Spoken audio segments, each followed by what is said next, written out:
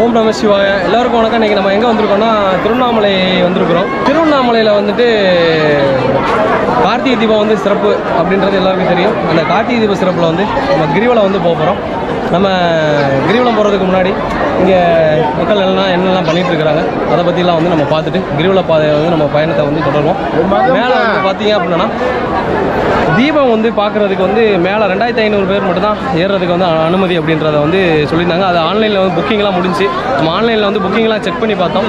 இந்த கார்த்திகை தீபம் வந்து பார்க்குறதுக்கான அந்த டிக்கெட் வந்து நமக்கு ஆன்லைனில் கிடைக்கல. சரி, இருந்தாலும் பரவாயில்ல. நம்ம கிரிவலம் மட்டும் தரிசனம் வந்து வெளியில் நின்று பண்ணிவிட்டு கிரிவலம் போயிட்டு அப்படியே வந்து நம்ம அண்ணாமலையாரை வெளியில் நின்றுட்டே வந்துட்டு கும்பிட்டுட்டு நம்ம என்னென்னலாம் பண்ண போகிறோம் அப்படின்றத பார்க்கலாம். வாங்க. அண்ணாமலையாருக்கு அரோகரா. மலையே சிவமாக திகழும் உன்னத திருத்தலம் தான் திருவண்ணாமலை. அது அனைவரும் அறிந்ததுதான். ஜோதி வடிவான திருவண்ணாமலை நினைத்தாலே முக்தி தரும். கிரிவலம் வரும் 8 திசைகளையும் காக்கும் லிங்கங்களை தரிசனம் செய்வதால் எண்ணற்ற பலன்கள் கிடைக்கும் என்று நம்பப்படுகிறது. அண்ணாமலையார் கோவில் ராஜகோபுரத்தில் இருந்து மலையை சுற்றி வரும் கிரிவல பாதையில் பல கோவில்கள் அமைந்திருந்தாலும் சிறப்பு வாய்ந்த அஷ்டலிங்க கோவில்களின் தரிசனம் மிக முக்கியமானதாக கருதப்படுகிறது. அஷ்டலிங்கங்கள் என்றால் 8 லிங்கங்கள். 8 லிங்கங்களை வந்து நம்ம தரிசனம் செய்கிறதுக்கு முன்னாடி அடி அண்ணாமலையார் கோவிலின் ராஜகோபுரத்தில் இருந்து நம்மளுடைய பயணத்தை கிரிவல பயணத்தை வந்து துவங்க போகிறோம். அதற்காக பச்சை கற்பூரம் வாங்கி ராஜகோபுரத்திற்கு எதிரே உள்ள தீப குண்டத்தில் நம்ம வந்து போட்டுவிட்டு தரிசனம் செய்து அதன் பின் நம்மளுடைய பயணத்தை வந்து தொடங்கிவிட்டோம். சங்குநாதம் இசைக்க நம்மளுடைய பயணம் செய்ய தயாராக உள்ளோம். இங்கே வந்து பார்த்தீங்க அப்படின்னா உச்சிகால பூஜைக்கு ஒரு கட்டளைதாரர்கள் வந்து உபயத்திற்கு வந்து பொருட்கள் வந்து கொண்டு வராங்க அபிஷேகத்துக்கு. இதை வந்து ரொம்ப பேர் வந்து பார்க்க முடியாத ஒரு நிகழ்வு. அதனால தான் நான் இதை வந்து கவர் பண்ணி நம்மளுடைய மக்கள் எல்லாருக்கும் வந்து தெரியப்படுத்தணுன்றதுக்காக தெரியப்படுத்துகிறேன். நம்ம சேனல் ஃபஸ்ட் டைமாக பார்க்குறீங்கன்னா சப்ஸ்கிரைப் பண்ணிவிட்டு இந்த தகவல் எல்லாருக்கும் வந்து ஷேர் பண்ணுங்கள். இந்த இடத்துல வந்து பார்த்தீங்க அப்படின்னா ஒரு முக்கியமான ஒரு தகவல். இந்த கரும்பு வந்து விற்கிறாங்க இல்லையா, அந்த கரும்பு வந்து எதற்காக விற்கிறாங்க அப்படின்னா கிரிவலம் செல்லக்கூடிய சில பக்தர்கள் சில வேண்டுதல்கள் இருக்கும். அந்த வேண்டுதல்களை நிறைவேற்றுவதற்கு பல வேண்டுதல்களில் ஒரு வேண்டுதலான குழந்தைகளை தங்களுடைய குழந்தைகளை கரும்பு கட்டில் அதில் தொட்டிலாக செய்து அந்த தொட்டிலில் வந்து தூக்கி அதாவது சுமந்து கொண்டு கிரிவலம் வந்து வருவாங்க. ஒரு நம்ம கிரிவலம் சாதாரணமாக நடக்கிறதே ஒரு பெரிய செயல், அதுவும் இவ்வளவு கூட்டத்தில். ஆனால் இவ்வளவு கூட்டத்திலையும் அந்த கரும்பு கட்டு சுமந்துக்கிட்டு இருவர் சுமந்துக்கிட்டு தங்களுடைய குழந்தைகளை தொட்டிலாக கட்டி அதில் வந்து கிரிவலம் வர்றது எவ்வளோ ஒரு பெரிய செயல். தங்களுடைய வேண்டுதலை அப்படி இருந்தும் நிறைவேற்றுறதை வந்து பார்க்கும்போது மெய் சிலிர்த்து தான் நமக்கு வந்து போகிறது. அடுத்து நம்மளுடைய கிரிவல பாதையில் பயணத்தை வந்து நம்ம தொடர்றதற்கு முன்னாடி வந்து பார்த்தீங்க அப்படின்னா இங்கே ஒரு சிவனடியார் இருக்கிறாருங்க. எல்லாரும் வந்து சிவனடியார்கள் வந்து பல பேர் பல விதமாக இருப்பாங்க. தோற்றம் வந்து ஒவ்வொருத்தருக்கும் ஒவ்வொரு விதமாக இருக்கும். சில பேர் வந்து இந்த சிவனடியார்களை அகோரிகள்னு சொல்லுவாங்க. அப்படி வந்து சொல்லக்கூடாது. காசியில் உள்ளவங்களை மட்டும்தான் அகோரி அப்படின்னு சொல்லணும். இந்த சிவனடியார்கள்ட்ட வந்து விபூதி பூசிக்கிட்டு நம்மளுடைய கிரிவல பயணத்தை வந்து தொடங்க போகிறோம். சிவனடியார்கள் வந்து பார்த்தீங்க அப்படின்னா ரொம்ப வந்து சிவனுக்கே அடியானவர்கள் சிவனடியார்கள் என்று சொல்லப்படுறாங்க. நான் வந்து அவர்கிட்ட போயிட்டு ஆசீர்வாதம் வாங்கிட்டு திருநீர் பூசிக்கிட்டு என்னுடைய கிரிவல பயணத்தை வந்து தொடர்றதுக்கு ஆயத்தமானேன். அதைத்தான் வந்து இப்போ நீங்கள் பார்த்துட்ருக்குறீங்க. ஓகே, மேலும் நம்மள வந்து பயணம் சிறப்பாக அமைய நீங்களும் வந்து கிரிவல பயணத்தை எங்களோட சேர்ந்து பயணிக்கிற மாதிரி இருக்கும். காணொளி வந்து சற்று நீளமாகத்தான் இருக்கும். கொஞ்சம் அட்ஜஸ்ட் செய்து கொண்டு நம்மளுடைய காணொலிகளோடு சேர்ந்து பயணம் மேற்கொள்வோம். வாங்க. நம்ம கிரிவலம் வந்து ஸ்டார்ட் பண்ணியாச்சு. இதில் வந்து பார்த்தீங்க அப்படின்னா ஃபஸ்ட்டு வர்ற லிங்கம் வந்து இந்திரலிங்கம். இதில் இந்திரலிங்கத்துக்கு பார்த்தீங்க அப்படின்னா லைன் கட்டி நிற்கிறாங்க அப்படின்னா தெரியும்.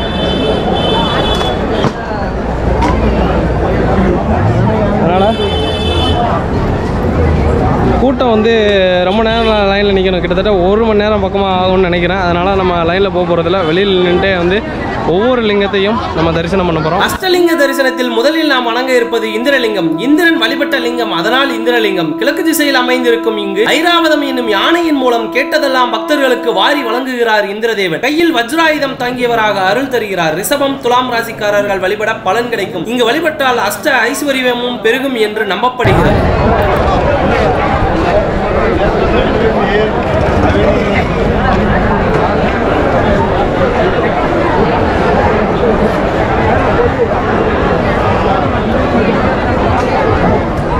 சாமி திருமேனி உங்களால காணிக்க திருமணம் சேர்த்துக்காக உங்களால் முடிஞ்ச ஒரு காணிக்க சிவார்ப்பணம். ஒரு சிவப்பணின்றதா ஒரு சிவத்தொண்டுன்றதா சாமி திருமேனி சேர்க்காக உங்களால் முடிஞ்ச ஒரு காணிக்க சிவார்ப்பணம். சாமி திருமேனி சேருக்கா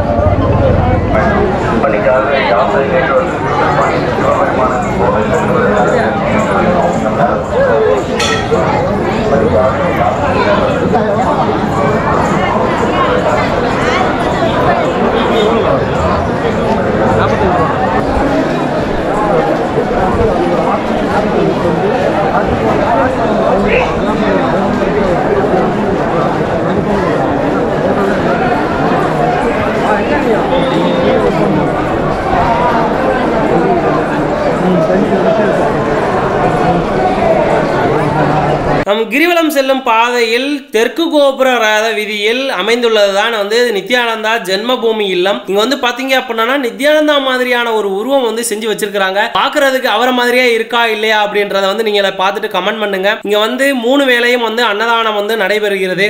இங்க வந்து பாத்தீங்க அப்படின்னா அவருடைய பணிகள் மற்றும் திருப்பணிகள் வந்து இங்கே ஒளிபரப்பு செய்து கொண்டே இருக்கிறாங்க. லைவாக வந்து கைலாசால வந்து நித்யானந்தா பார்த்துட்டு இருக்கிறதாகவும் சொல்லியிருந்தாங்க. அண்ணாமலையாரின் ராஜகோபுரத்தில் தரிசனம் செய்து பிறகு இந்திரலிங்கத்தை தரிசனம் செய்த பிறகு சிறிது நேரத்தில் வருவதுதான் வந்து தெற்கு கோபுரம். இந்த தெற்கு கோபுரத்தில் வந்து பார்த்தீங்க அப்படின்னா தரிசனம் செய்துவிட்டு நம்மளுடைய கிரிவல பயணத்தை வந்து தொடர்ந்து வந்து போய்கிட்டு இருப்போம்.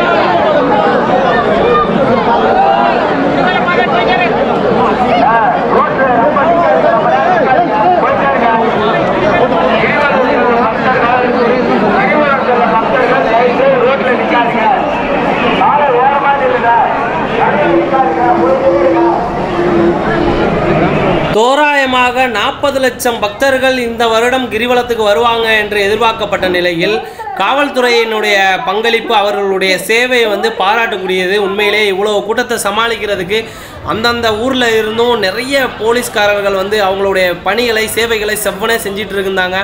அது வந்து அவ்வளோ கூட்டத்திலையும் தங்களுடைய இது வந்து வழிகாட்டுதல் நெறிமுறைகளை வந்து சொல்லிக்கிட்டே இருந்தாங்க. அதுக்கப்புறம் வந்து பார்த்தீங்க அப்படின்னா மருத்துவ சேவையும் அங்கங்கே வந்துட்டு அதற்கான பணிகளை வந்து செவனே செஞ்சுட்டு இருந்தாங்க. அதுக்கான மருந்துகள் வந்து உடனடியாக வந்து என்ன இதுன்னு சொன்னாலும் உடனடியாக மருந்துகள் வந்து வழங்கிட்டு இருந்தாங்க. அவங்க உண்மையிலே பாராட்டக்கூடியது.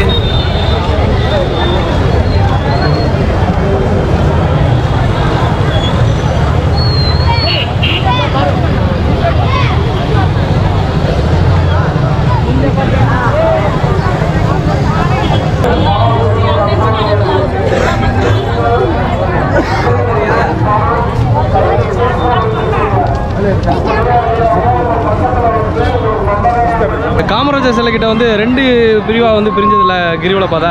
அதில் வந்து இப்படி வர்றவங்க மறுபடியும் வந்துட்டு இந்த சைட்லேருந்து வர்றவங்க ரெண்டுமே ஜாயிண்ட் ஆகி தான் மறுபடியும் வந்து கிரிவலம் வந்து போயிட்டுருக்குறோம்.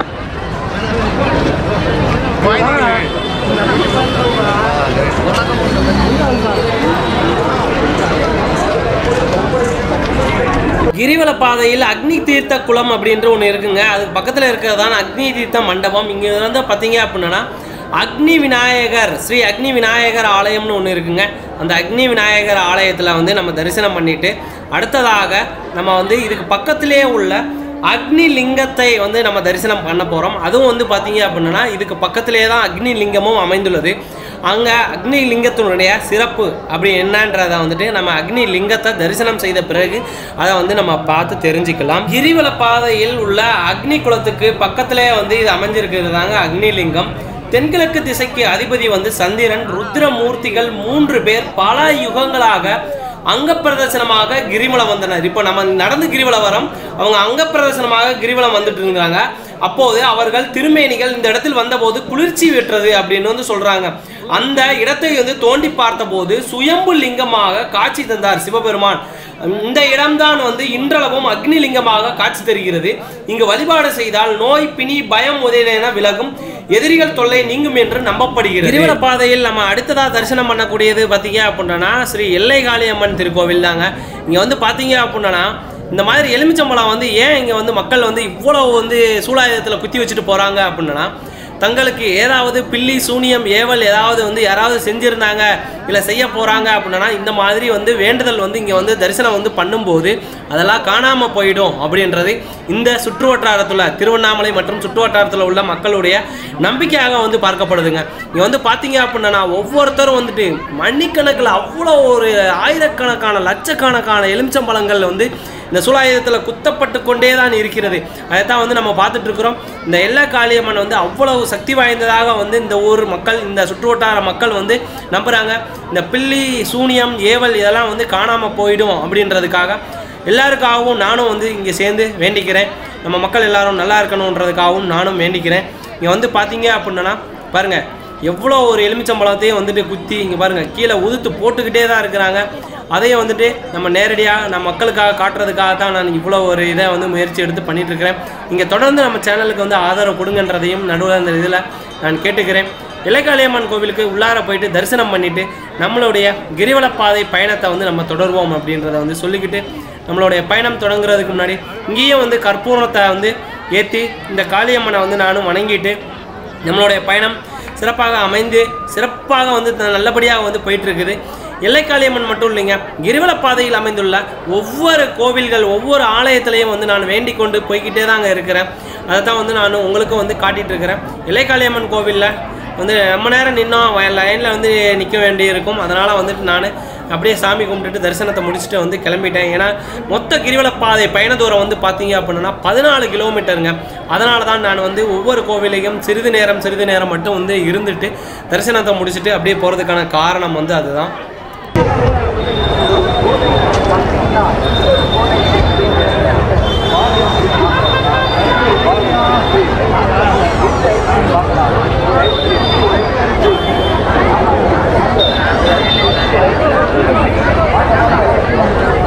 அடிமுடி காண முடியாத அண்ணாமலையாரை கிரிவல பாதையில் தரிசனம் செய்கிறதுக்கு வந்து சின்ன குழந்தைகள்லேருந்து பெரியவங்க வரைக்கும் வயது வித்தியாசமே கிடையாமல் வந்துட்டு கிரிவலம் வந்து போயிட்டு இருந்தது தான் வந்து நம்ம பார்த்துட்ருக்குறோம். சின்ன குழந்தை நடந்து எப்படி வருதுன்னு பாருங்கள். வந்து பார்த்தீங்க அப்படின்னா அவ்வளோ ஒரு கூட்டம், இன்னும் வர கூட்டம்லாம் அதிகமாகிட்டே இருக்கும். இந்த திருக்கார்த்திகை தீபம் வந்து பார்த்தீங்க அப்படின்னா அவ்வளோ ஒரு சிறப்பு வாய்ந்தது. அந்த ஜோதியை பார்க்குறதுக்கு தான் இவ்வளோ கூட்டம். பலதரப்பட்ட ஊர்களில் இருந்து எல்லா ஊர்களில் இருந்து மக்கள் வந்து படையெடுத்து வந்துக்கிட்டே இருக்கிறாங்க. அந்த கூட்டத்தை வந்து நம்ம கணக்கிலே வந்து எடுத்துக்க முடியாது.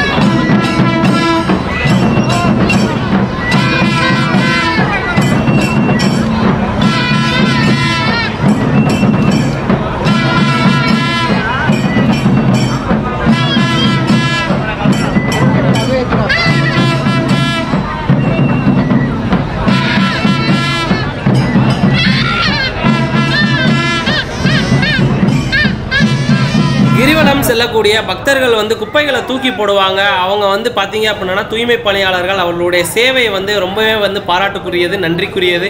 அதுதான் வந்துட்டு நம்ம வந்து நன்றி தெரிவித்துக் கொள்கிறோம். எல்லா அவருடைய மக்களும் சார்பாகவும் தூய்மை பணியாளருக்கு ரொம்ப மனமார்ந்த நன்றிகள் அண்ணா. அது வந்து பார்த்தீங்க அப்படின்னா உண்மையிலேயே இவ்வளோ கூட்டத்திலே வந்து பொறுமையாக வந்து பணி செய்கிறதுக்கு ஒரு இதுதாங்க வேணுங்க, ஒரு மன தைரியம் வேணும். அதுக்கு வந்து அவருக்கு நன்றி தெரிவித்துக் கொள்வோம். திருவண்ணாமலை கிரிவல பாதையில் நம்ம அடுத்ததாக 3வது லிங்கமாக தரிசனம் செய்யக்கூடியதாங்க வந்து பார்த்தீங்கன்னா யமல் லிங்கம்.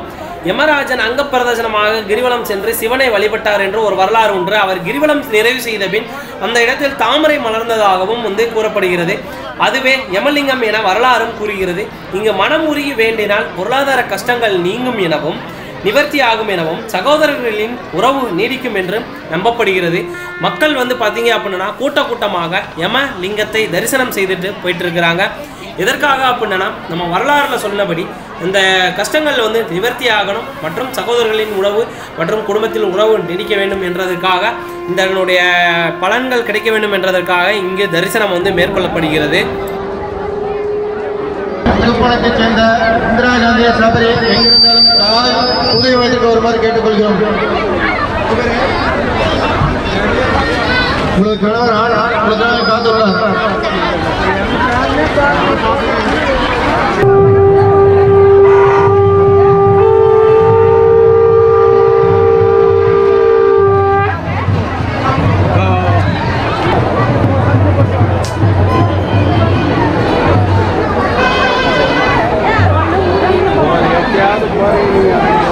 திருவண்ணாமலை கிரிவல பாதையில் நம்ம அடுத்ததாக வந்து தரிசனம் செய்ய போகிறது பார்த்தீங்க அப்படின்னா நிருதிலிங்கம் வந்து பார்த்தீங்க அப்படின்னா சோன தீர்த்தத்துக்கு அருகில் தான் வந்து இந்த நிருதிலிங்கம் வந்து அமைந்துள்ளது.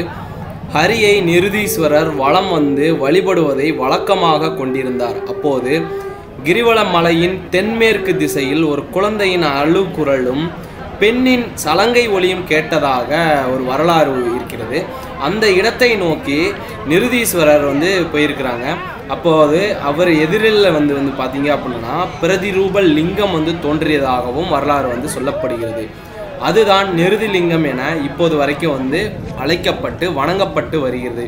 இந்த லிங்கத்தை வழிபாடு செய்வதால் குழந்தை பாக்கியம் சுகவாழ்வு கிடைக்கும் என்று மக்களால் நம்பப்படுகிறது.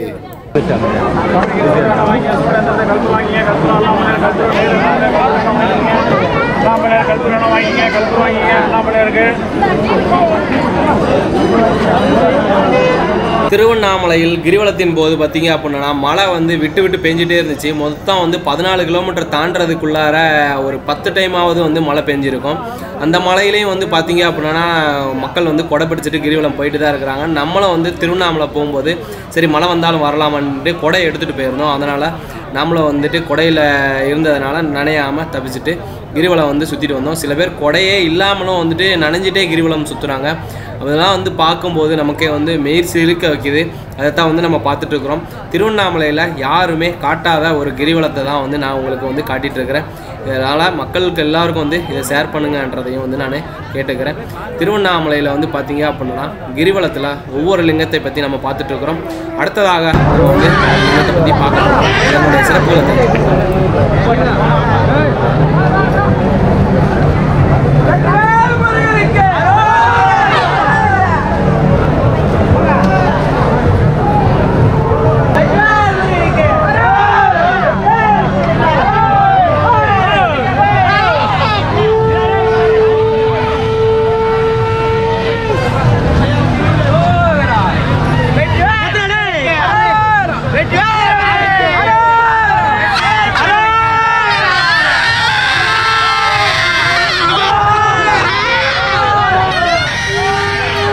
திருவண்ணாமலை கிரிவல பாதையில் வந்து பார்த்தீங்க அப்படின்னா நித்யானந்தாவுடைய கைலாச ஆசிரமம் வந்து அமைஞ்சிருக்குது. அந்த ஆசிரமத்தில் வந்து பார்த்தீங்க அப்படின்னா சூடாக மலைக்கு வந்து சோறு அன்னதானம் வந்து போட்டுட்டு இருந்தாங்க. இங்கே மட்டும் இல்லைங்க, நிறைய இடத்துல வந்து அன்னதானம் நடந்துட்டு தான் இருந்துச்சு. நாங்கள் இந்த வழியாக கிராஸ் ஆகும்போது பசிச்சதுனால சரி இங்கேயே வந்து நம்ம சாப்பிட்டுட்டு போயிடலாமே அப்படின்றதுக்காக பார்த்தோம். அந்த டைமில் வந்து மழையும் பிடிச்சிக்கிடுச்சு. வேறு வழி இல்லாமல் லைனில் நின்று நாங்கள் கொடை இருந்ததுனால கொடையில் வந்து நின்றுட்டு லைனில் நின்றுட்டு இருந்தோம். நிறைய பேர் வந்து பார்த்தீங்க அப்படின்னா மலையில் நனைஞ்சிட்டேவும் வந்து அன்னதானம் வந்து வாங்கி சாப்பிட்டுட்டே இருந்தாங்க. அதை பார்க்குறப்ப வந்து ரொம்ப மகிழ்ச்சியாக இருந்தது. சரி அன்னதானத்தை வந்து வாங்கிட்டு உள்ளே போய்ட்டு எப்படி இருக்குன்னு பார்க்கலாமே அப்படின்னு பார்த்தோம். யாரும் காண கிடைக்காத அதிக பேர் காண கிடைக்காத ஒரு காட்சி. நித்யானந்தா ஆசிரமத்துக்குள்ளார இருக்கக்கூடியதை தான் வந்து நம்ம பார்த்துட்ருக்குறோம். இங்கே வந்து பார்த்தீங்க அப்படின்னா தேர் வந்து நிப்பாட்டி வச்சுருக்கிறாங்க. தங்கத்தேர் மாதிரி இருக்குது. இது வந்து எந்தெந்த நாட்களில் வந்துட்டு தேர் வரும், வீதி உலா வரும்ன்றது தெரியல. சரி, சாப்பாடு எப்படி இருக்குது அப்படின்னு வாங்கி டேஸ்ட் பண்ணி பார்த்தோம் அப்படின்னா வெஜ் பிரியாணி போட்டிருந்தாங்க. அப்புறம் வந்து சப்பாத்தி, இந்த மாதிரி வெரைட்டியாக வந்து போட்டிருந்தாங்க. வெரைட்டி ரைஸு ரொம்பவே வந்து சூடாக மலைக்கிதமாக நல்லா இருந்தது.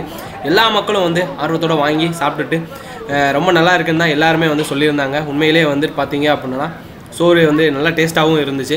நம்ம வந்து பசியாக இருந்துச்சு. கிரிவல பாதையில் வந்து நம்ம பயணிக்கிறதுக்கு இது ஒரு தெம்பாக உத்வேகத்தை வந்து கொடுத்ததுன்னு தான் வந்து சொல்லணும். அடுத்ததாக வந்து வெளியில் வந்து பார்த்தீங்க அப்படின்னா நித்யானந்தாவுடைய திருவுருவத்தை வந்து செஞ்சு வச்சுருக்கிறாங்க. அந்த திருவுருவம் எப்படி இருக்குது அப்படின்றத பாருங்கள். நீங்களே பார்த்துட்டு எப்படி இருக்குது அப்படின்றத வந்து கமெண்டில் மறக்காமல் சொல்லுங்கள். திருவுருவம் அவரை மாதிரியே இருக்குதா அப்படின்றதையும் மறக்காமல் கமெண்டில் வந்து சொல்லிட்டு போங்க. நித்யானந்த ஆசிரியத்துக்கு எத்தனை பேர் போயிருக்கிறீங்க அப்படின்றதையும் வந்துட்டு நீங்கள் சொல்லுங்கள். அடுத்ததாக நம்ம கிரிவல பாதையில் வந்து நம்மளுடைய பயணத்தை வந்து நம்ம தொடருவோம்.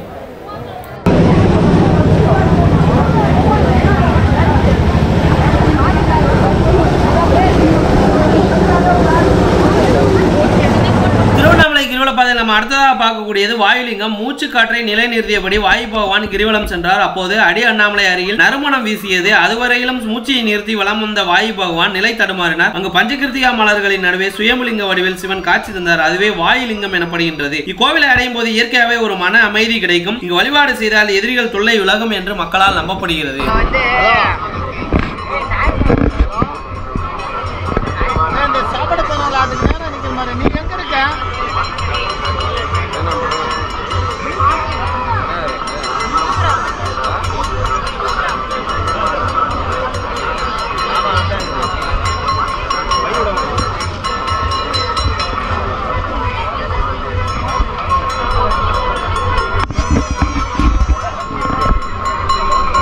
திருவண்ணாமலை கிரிவல பாதையில் நம்ம அடுத்ததாக பார்க்கக்கூடியது வருணலிங்கம். நீருக்கு அதிபதியான வருண பகவான் அக்னி வடிவமான அண்ணாமலையாரை முழங்கால் பிரதட்சணமாகவும் ஒற்றைக்கால் பிரதட்சணமாகவும் கிரிவலம் வந்து வழிபட்டார். அப்போது கிரிவல பாதையின் ஒரு இடத்தில் வானம் தொடும் அளவுக்கு நீரூற்று வளர்ந்து அந்த நீரை உடல் முழுவதும் பூசிக்கொண்டு அண்ணாமலையாரை மெய்மணர்ந்து வணங்கினார். வழி திறந்த போது எதிரில் வந்து பார்த்தீங்க அப்படின்னா ஒளிமயமான வடிவில் லிங்கம் வந்து காட்சி தந்தது. அதுதான் வருணலிங்கம். இந்த லிங்கத்தை வழிபட்டால் கொடிய நோயிலிருந்து விடுபடலாம் என்று நம்பப்படுகிறது.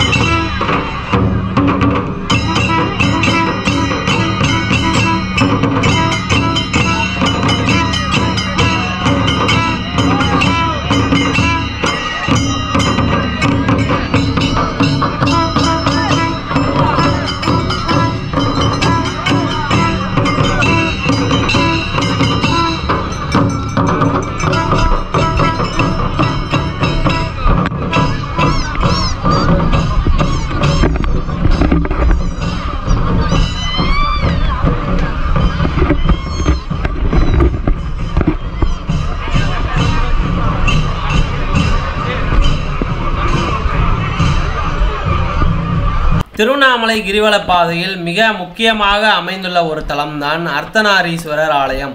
இந்த அர்த்தநாரீஸ்வரர் ஆலயத்தில் வந்து பார்த்தீங்க அப்படின்னா இந்த சுற்று வட்டாரத்தில் இருக்கக்கூடிய மக்கள் கூட்டம் கூட்டமாக வந்து படையெடுக்கிறாங்க. எதுக்காக அப்படின்னா திருமணமாகாத பெண்கள் மற்றும் ஆண்கள் அவர்களுக்கு திருமணம் ஆக வேண்டி இங்கே பரிகாரம் செய்தால் திருமணம் கூடிய விரைவில் நடைபெறும் என்று நம்பப்படுகிறது. அதனால தான் வந்து இங்கே பார்த்தீங்க அப்படின்னா இங்கே பரிகாரத்துக்குன்னு சில பொருட்கள்லாம் வந்து விற்கிறாங்க. இந்த பொருட்களை வந்து அர்த்தநாரீஸ்வரர் சன்னதிக்கு எதிரே உள்ள இந்த ஓம குண்டத்தில் வந்து எந்நேரமும் வந்து நெருப்பு எரிஞ்சுக்கிட்டே இருக்குங்க. அந்த பரிகார பொருட்களை எல்லாத்தையும் வாங்கி நம்ம கடவுளை வந்து கும்பிட்டுட்டு அந்த பரிகார பொருள் எல்லாத்தையும் இந்த ஓம குண்டத்தில் வந்து கற்பூரம் ஏற்றி தட்டணும் அப்படின்னா உள்ளே கொட்டணும் அப்படின்னா நம்மளுடைய திருமண கனவு கூடிய விரைவில் வந்து சாத்தியப்படும் என்று இந்த ஏரியாவுடைய மக்களால் வந்து நம்பப்படுகிறது. அதை தான் வந்து பார்த்துட்ருக்குறோம். இந்த மாதிரி தமிழ்நாட்டில் வேறு எங்கேயாவது பரிகார ஸ்தலம் வந்து இருக்கிறதா என்று நீங்கள் உங்களுக்கு தெரிஞ்சிருந்ததுன்னா கமெண்டில் சொல்லுங்கள்.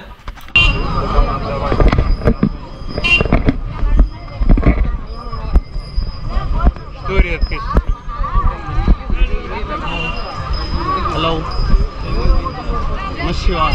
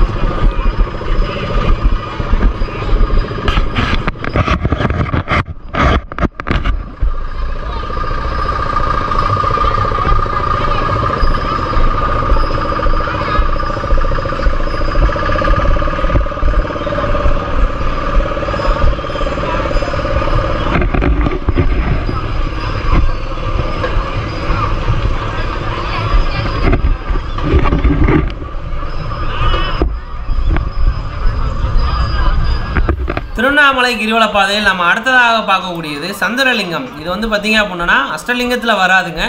ஆனாலும் வந்து தங்களுடைய பரிகாரங்கள் மற்றும் வேண்டுதல்களை நிறைவேற்ற மக்கள் கூட்டம் கூட்டமாக சந்திரலிங்கத்தை வந்து திருவண்ணாமலை கிரிவல பாதையில் வந்து செல்லும்போது தரிசனம் செய்கிறாங்க, பரிகாரம் செலுத்துகிறாங்க. அதை தான் வந்து நம்ம பார்த்துட்ருக்குறோம்.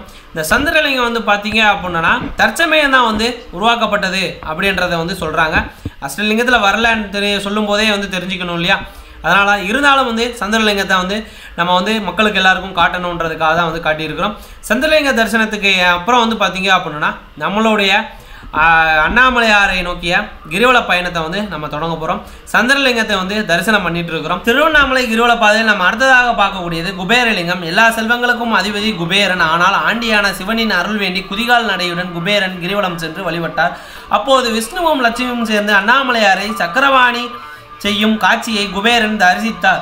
அந்த இடத்தில் சுயம்புலிங்கமாக தோன்றிய சிவன் காட்சி தந்தார். இதுதான் குபேரலிங்கம் என அழைக்கப்படுகிறது. இங்கு இறைவனை வேண்டினால் பொருளாதாரம் உயரும், மன அமைதி கிடைக்கும் என்று நம்பப்படுகிறது.